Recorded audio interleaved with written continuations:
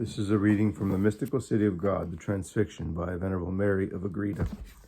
The Transfixion, the sacramental mysteries of the life of the Mother of God from the return out of Egypt up to her Divine Son's ascension into heaven. Book 1, Book 5, third of second part, concerning the perfection with which the Most Holy Mary copied and imitated the activity of the soul of Christ, how the incarnate Word instructed her in the laws of grace, the articles of faith, the sacraments, the 10 Commandments, and with what alacrity and noble promptitude she corresponded. Also, concerning the death of Saint Joseph, the preaching of Saint John, the fasting and the baptism of our Redeemer, the call of the first disciples, and the baptism of the Virgin Mary, our Blessed Lady. Chapter 1. The Lord still farther tries the Most Holy Mary by acting toward her with a certain distance and severity. The reasons for this behavior are explained. 1. Already Jesus, the one has a footnote. To find corresponding paragraphs in the New Spanish edition, add 711 to each of the paragraphs numbered of this volume. 1. Already Jesus, Mary, and Joseph had settled in Nazareth, and thus changed their poor and humble dwelling into a heaven. In order to describe the mysteries and sacraments which passed between the Divine Child and his purest Mother before his 12th year and later on until his public preaching, many chapters and many books would be required, and in them all I would be able to relate but the smallest part in view of the vastness of the subject and the insignificance of such an ignorant woman as I am.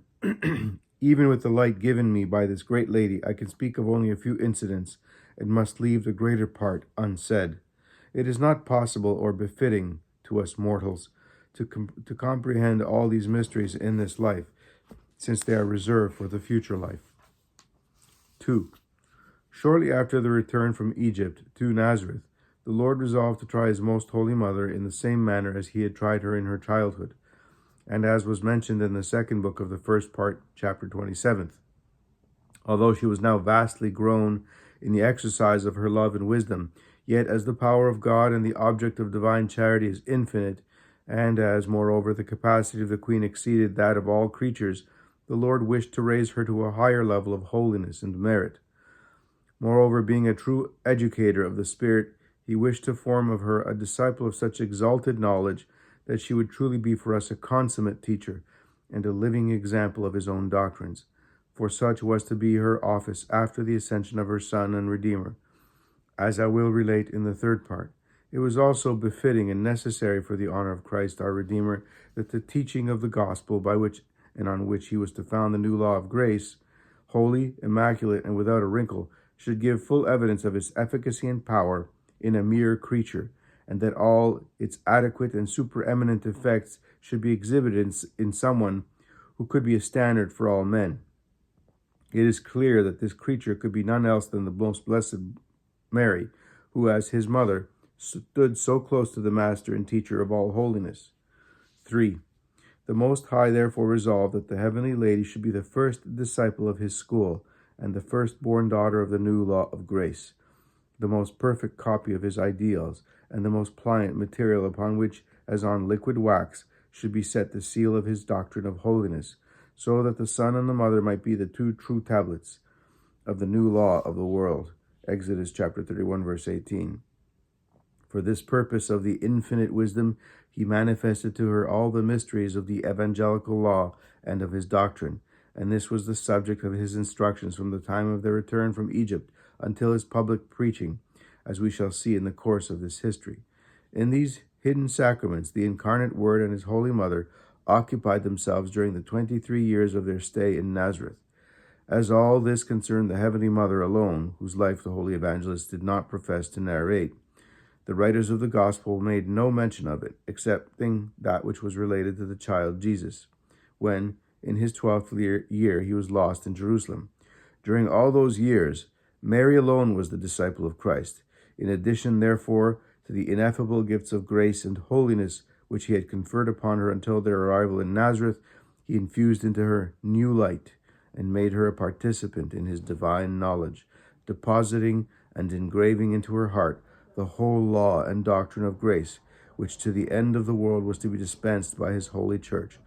This was moreover effected in such an exalted manner that no human thought or words can express it, and the great lady was thereby filled with such wisdom and knowledge that it would suffice to enlighten many worlds, if there were more than one. 4. In order to rear in the heart of the purest virgin this edifice of holiness to a height beyond all that is not God, the Lord laid its foundations accordingly, trying the strength of her love and of all her other virtues. For this purpose the Lord withdrew himself, causing her to lose him from her sight, until then had caused her to revel in continual joy and delight. I do not wish to say that the Lord left her bodily, but still remaining with her and in her by an ineffable presence and grace, he hid himself from her interior sight, and suspended the tokens of his most sweet affection. The heavenly lady, in the meanwhile, knew not the inward cause of this behavior, as the Lord gave her no explanation. Moreover, her divine Son, without any forewarning, showed himself very reserved and withdrew from her society. Many times he retired and spoke but few words to her, and even these with great earnestness and majesty. But what was apt to afflict her most was the eclipse of the light by which she was wont to see reflected as in a crystal the human operations of his most pure soul. This light was suddenly dimmed so much that she could not thenceforth distinguish them as a living copy for her own actions. 5. This unannounced and unexpected change was the crucible in which the purest gold of the love of our Queen was cleansed and assayed.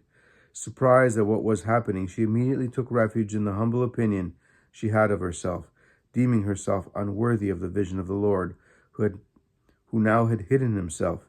She attributed it all to her want of correspondence and to her ingratitude for the blessings she had obtained from the most generous and exalted Father of mercies. The most prudent Queen did not feel so much the privation of his delightful caresses as the dread of having displeased him and of having fallen short in his service. This was the arrow that pierced her heart with grief. One filled with such true and noble love could not feel less, for all delight of love is founded in the pleasure and satisfaction given by the lover to the one loved, and therefore he cannot rest when he suspects that the beloved is not contented or pleased. The loving sighs of his mother were highly pleasing to her most holy Son. He was enamored with her anew, and the tender affection of his only and chosen one wounded his heart. Canticle chapter 4, verse 9. But whenever the sweet mother sought him out in order to hold converse with him, he continued to show exterior reserve, just as the flame of a forge or a conflagration is intensified by the application of insufficient water. So the flame of love in the heart of the sweetest mother was fanned to an intenser blaze by this adversity. 6. Excuse me. The single-hearted dove exercised herself in heroic acts of all the virtues. She humbled herself below the dust. She reverenced her Son in deepest adoration. She blessed the Father, thanking him for his admirable works and blessings, and conforming herself to his wishes and pleasure. She sought to know his will in order to fulfill it in all things. She unceasingly renewed her acts of faith, hope, and burning love, and in all her actions and in all circumstances this most fragrant spikenard gave forth the odor of sweetness for him, the King of Kings, who rested in her heart as in his flowery and perfumed couch. Canticle chapter 1, verse 11. She persevered in her tearful prayers with continual sighing and longing from her inmost heart. She poured forth her prayers in the presence of the Lord and recounted her tribulation before the throne of the God. Psalm 141, verse 3. And many times she broke out in words of ineffable sweetness and loving sorrow, such as these. 7. Creator of all the universe, she would say, eternal and almighty God, infinite is thy wisdom and goodness, incomprehensible in essence and perfection. Well do I know that my sighs are not hidden to thee, and that thou knowest of the wound that pierces my heart. If as a useless handmaid I have fallen short in thy service and in pleasing thee, why, O life of my soul, dost thou not afflict me and chastise me with all the pains and sufferings of this mortal life, so that I may not be obliged to endure the turning away of thy eyes, though I have deserved this treatment through my default. All punishments would be less than this, for my heart cannot bear thy displeasure. Thou alone, O Lord, art my life, my happiness, my glory, and my treasure. My soul counts for nothing at all.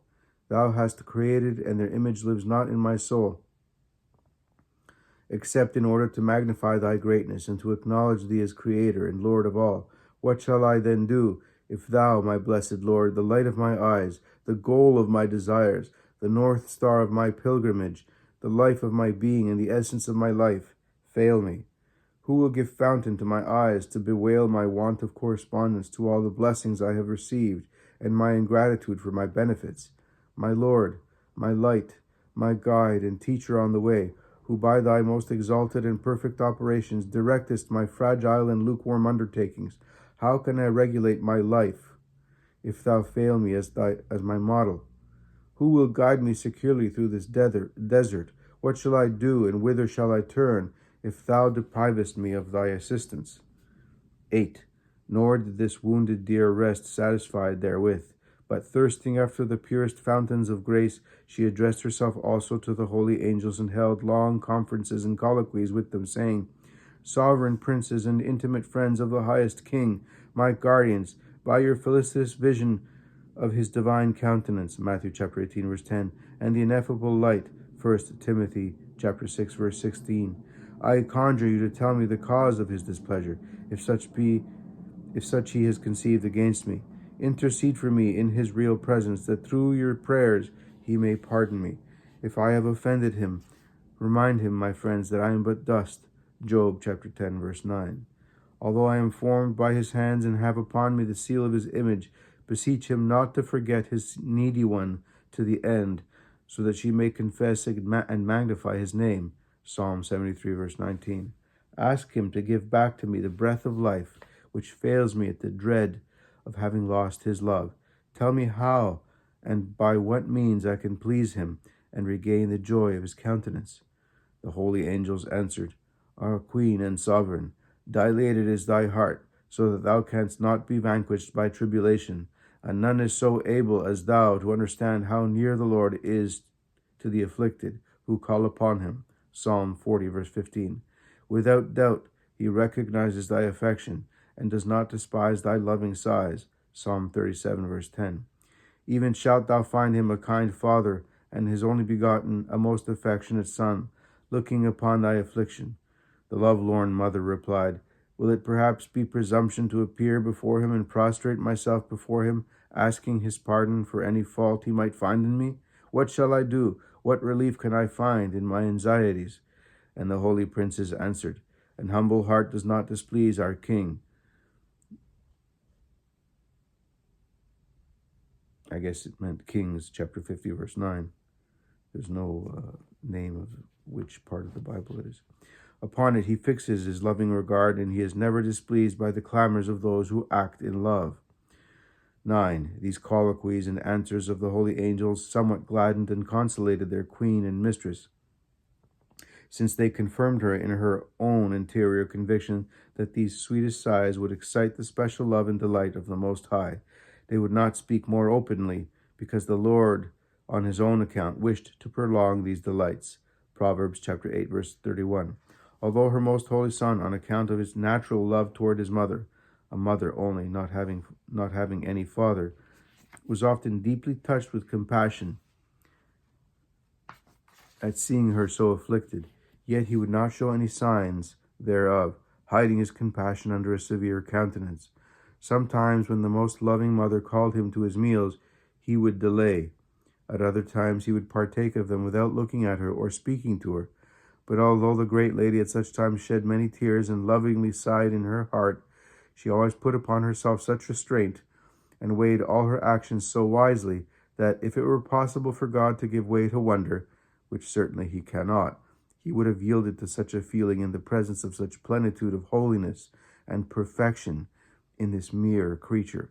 In as far as he was man, the child Jesus delighted especially in seeing his divine love and grace bring forth such abundant fruits in his virgin mother. The holy angels sang to him new hymns of praise for this admirable and unheard of prodigy of virtues. 10. Upon the request of the loving mother, Saint Joseph had made a couch, which she covered with a single blanket, and upon which the child Jesus rested and took his sleep. For from the time in which he had left the cradle, when they were yet in Egypt, he would not accept of any other bed or of more covering. Although he did not stretch himself out on this couch, nor even always made use of it, he sometimes reclined in a sitting posture upon it, resting upon a poor pillow made of wool by the same lady.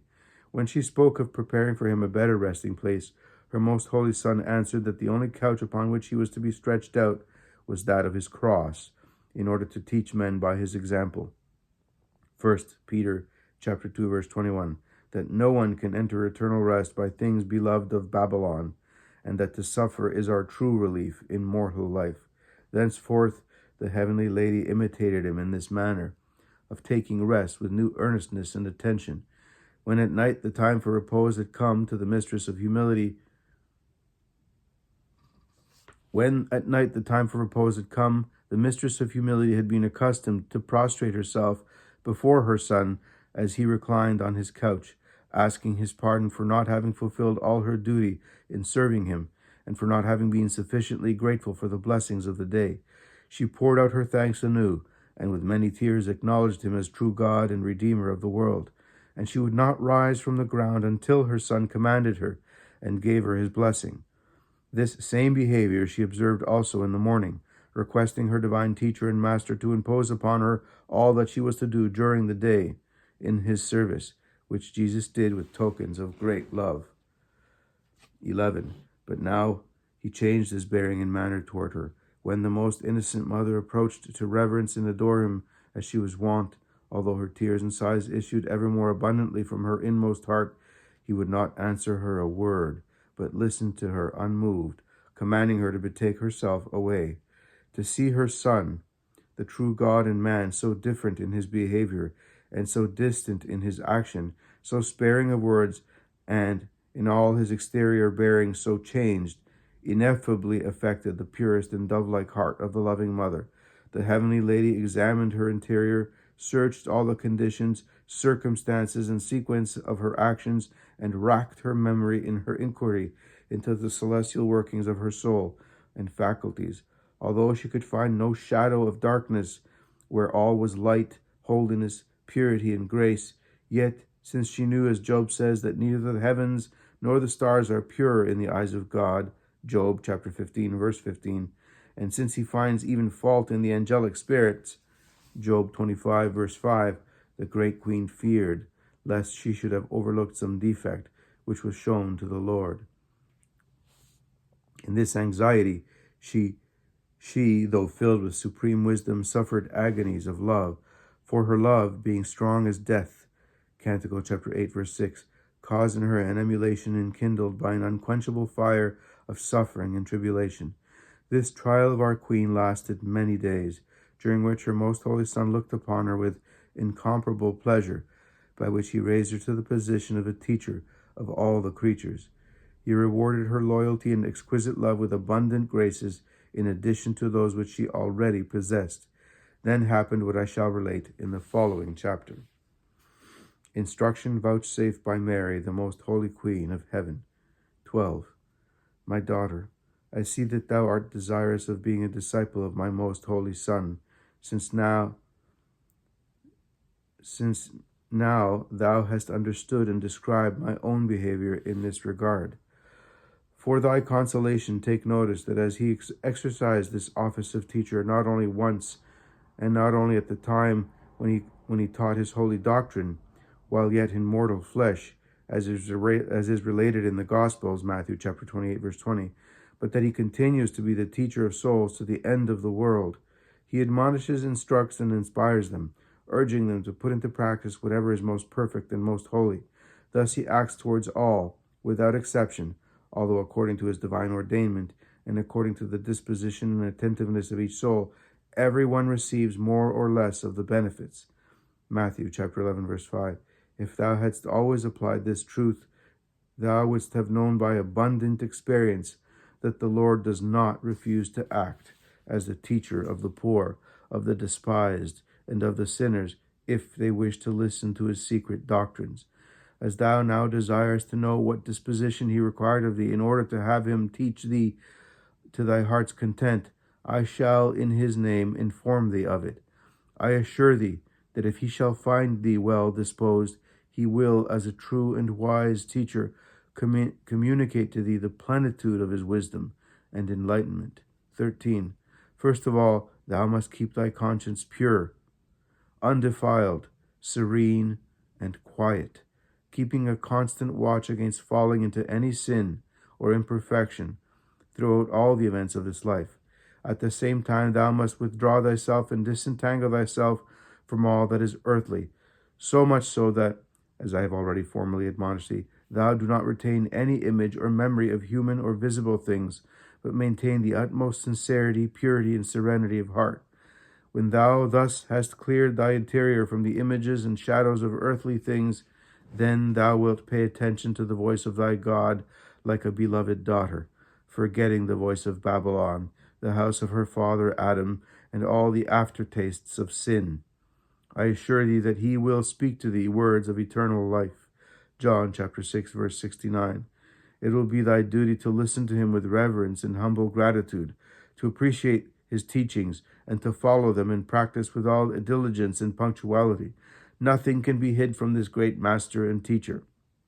Hebrews chapter 4, verse 13. And he withdraws in disgust from those who are ungrateful and disobedient. No one must think that these withdrawals of the Most High always happen in the same way as they happened to me.